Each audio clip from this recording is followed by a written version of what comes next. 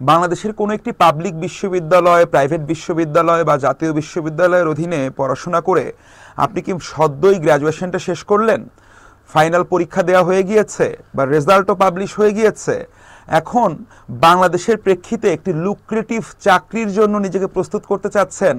হ্যাঁ, তাহলে ভাই আমি নিশ্চিত জানি আপনার মনে একটা কনফিউশন ইতোমধ্যে জাগ্রত হয়েছে।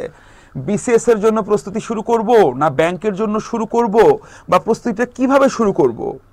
প্রথম কথা আপনার জন্য, আপনি আপনার প্রথম করণীয় হচ্ছে বিসিএস এবং ব্যাংক এই দুই ধরনের চাকরির পরীক্ষারই একটি প্রশ্ন ব্যাংক আপনি কিনবেন।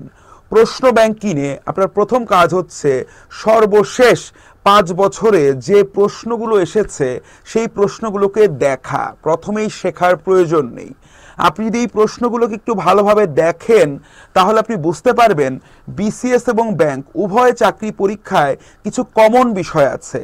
সদ্য গ্র্যাজুয়েশন কমপ্লিট করা প্রার্থীদের জন্য প্রথম কাজ হচ্ছে যে কন্টেন্টগুলো, যে বিষয়গুলো বিসিএস এবং ব্যাংক সকল ধরনের চাকরির পরীক্ষাতে আসে, এই বিষয়গুলোকে ধীরে ধীরে নিজের আয়ত্তে আনা এবং এই প্রশ্নগুলো সম্পর্কে ধারণা তৈরি করা। এই ধারণাগুলো যে জব প্রত্যাশীদের তৈরি হয়ে যাবে, তখন আপনি একটি স্মার্ট ডিসিশন নিয়ে বিসিএস বা ব্যাংক অথবা উভয়ের জন্য নিজেকে শানিতভাবে তৈরি করতে পারবেন। এবং আপনার জব প্রস্তুতির পাশে গেম চেঞ্জারের মাধ্যমে আমরা আছি আপনার পাশে।